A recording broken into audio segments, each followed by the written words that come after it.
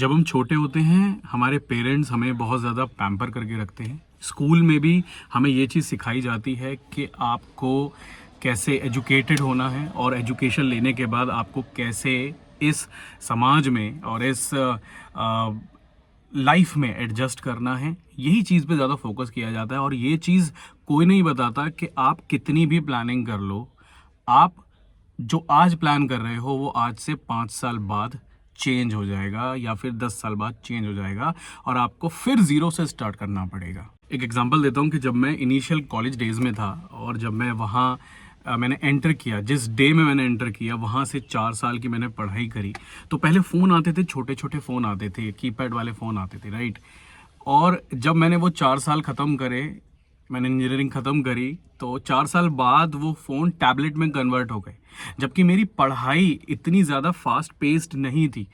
आप चाहे इसको एजुकेशन सिस्टम बोलिए या आप इसको एजुकेशन सिस्टम की गलती मत मानिए, लेकिन आप ये समझिए कि कोई भी एजुकेशन सिस्टम इतना फास्ट पेस नहीं हो सकता जितना आपका एनवायरनमेंट चेंज हो जाता है, आपके आसपास की जो टेक्नोलॉजी है वो चेंज हो जाती है। तो एक छोटे से फ़ोन से एकदम चेंज हो गया, बड़ा टैबलेट आ गए एंड आई वाज लाइक कि यार अभी तो चालू किया था, इतना पैसा लगाया और इस टेक्नोलॉजी के बारे में पता भी नहीं है। तो it was like this and it is like this.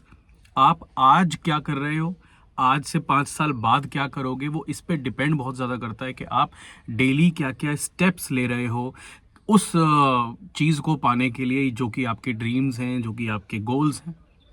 आप आज के लिए जो काम मेहनत कर रहे हो वो आपको फ्यूचर में मिलेगी और जो भी आज हो वो आप पहले कर चुके हो, वो चीज़ें हो चुकी हैं ऑलरेडी और आप उसके एक रिजल्ट हो। So life is not certain. आपको ना हर चीज़ प्लान आउट नहीं करनी चाहिए, इतना सीरियस नहीं लेना है। In my initial days of career मैं हर चीज़ को बहुत ज़्यादा परफेक्ट करना चाहता था, बहुत ज़्यादा चाहता था कि हर चीज़ टू द मार्क हो, अप टू द मार्क हो। लेकिन आज 10 साल बाद मेरे को ऐसा लगता है कि it should be good enough, it should provide value और it should make me learn. मैं इवॉल्व हो जाऊँ, जो मैंने कल किया उसके बाद आज मैं थोड़ा सा 1% एक्स्ट्रा हो जाऊं और रोज इसी तरीके से चलूं।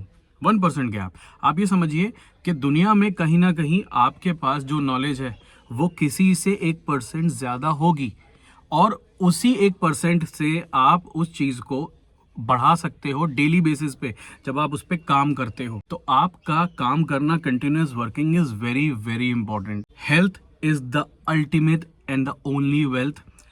रिसेंटली आई गॉट इल और मुझे ये चीज़ समझ में आई कि अगर मैं ठीक ही नहीं हूँ तो मैं ये वीडियोस कैसे बनाऊँगा या फिर जो मैं जॉब करता हूँ मैं वो जॉब कैसे करूँगा।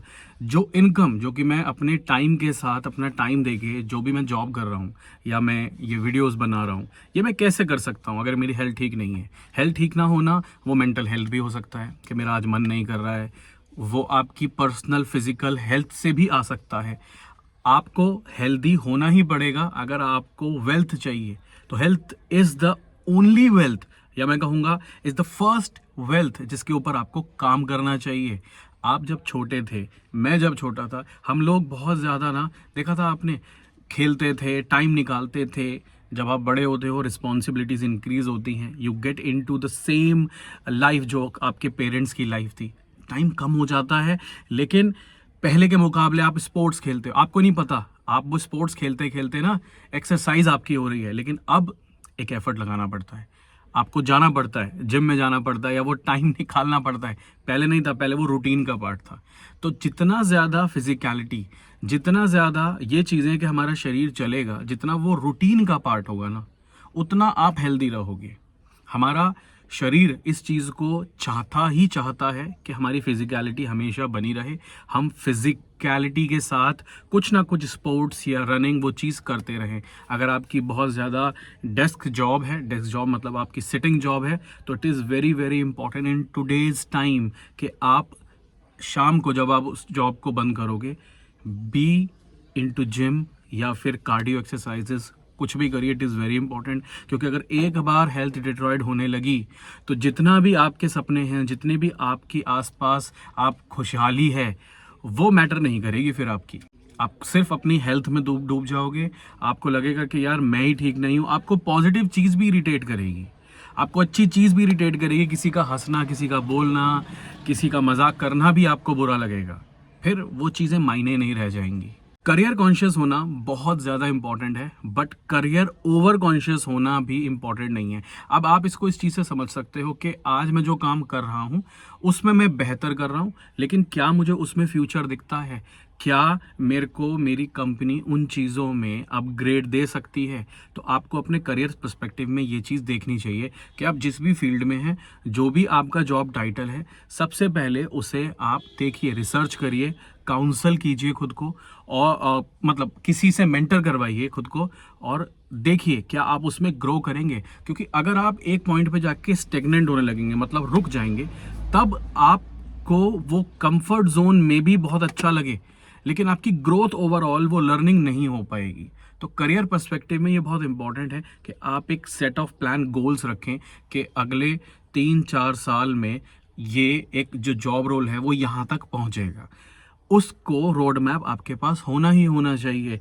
तो मैंने ये देखा कि जब मैं शुरुआत में था, मैं इतना कॉन्शियसली नहीं सोचता था। मैं सोचता था कि ठीक है यार, जॉब है, अपने आप बढ़ जाएगा। भाई एम्प्लॉयर आपको अपने आप नहीं बढ़ाएगा अनटिल अनलेस आप उसके वैल्यूएबल एसेट बनते जा रहे हो।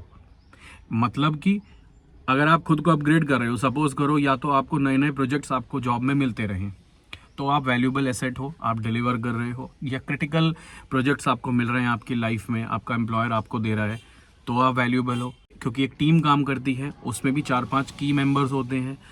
अगर आप देखें एनवायरनमेंट में, अपने जॉब एनवायरनमेंट में देखें कि क्या क्या नए प्रोजेक्ट्स आ रहे हैं, अगर आप वो स्किल्स एक्वायर करते हैं, राइट, और उस स्किल को एक्वायर करने के बाद आप अपने एम्प्लॉयर को बोलते हैं कि आई नो दीज थिंग्स, मैं अब इस चीज़ को कैरी फॉरवर्ड करना चाहता हूँ, तो उसके लिए ही इज़ हैप्पी टू गो।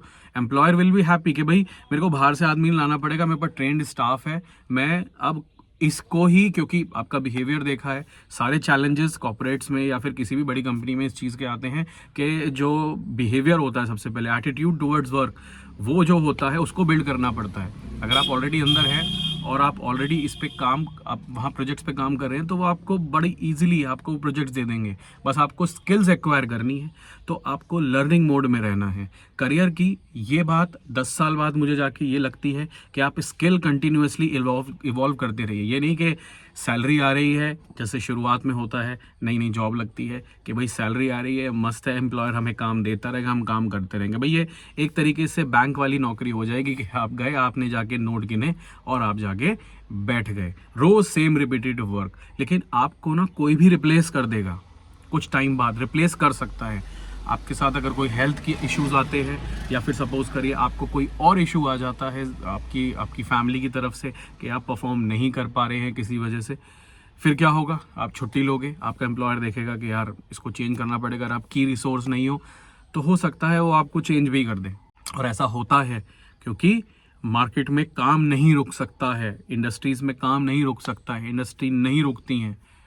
आपको इंडस्ट्री के साथ थोड़ा सा चलना पड़ता है, आपको इंडस्ट्रीज के साथ मूव करना पड़ता है, and that's how the whole world moves. Now relationships, देखो रिलेशनशिप्स ना, आप ये समझते हो कि बहुत ज़्यादा दोस्त हैं या फिर बहुत बड़ा सर्कल है, तो ही बहुत बड़ा सर्कल हो सकता है आपका, नो डाउट, लेकिन उसमें कोर आप कितने लोगों के साथ बैठ के अपने दिल की बात कर सकते हो, अपने दिल का कह सकते हो, ये बहुत इंपॉर्टेंट है। और आई एम श्योर जब आप इस चीज़ को सोचोगे, ढूंढोगे ना, तो आपको वो कुछ 1 या 2 लोग ही मिलेंगे। किसी को तो सिर्फ एक ही लोग मिलेगा 10-15 लोगों में से, जिसके साथ वो बहुत ज़्यादा कंफर्टेबल है, जिसको आप अपना बेस्ट फ्रेंड बोलते हो, डिनोट करते हो।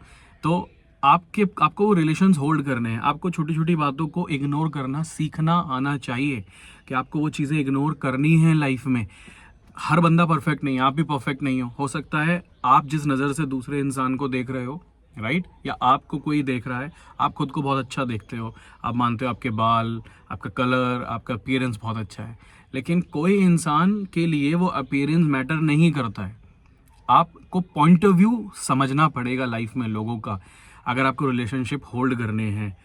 और हर चीज़ प्यार से नहीं चलती है, हर चीज़ सिर्फ प्यार से नहीं या अपनेपन से नहीं, अंडरस्टैंडिंग से चलती है एक्चुअली।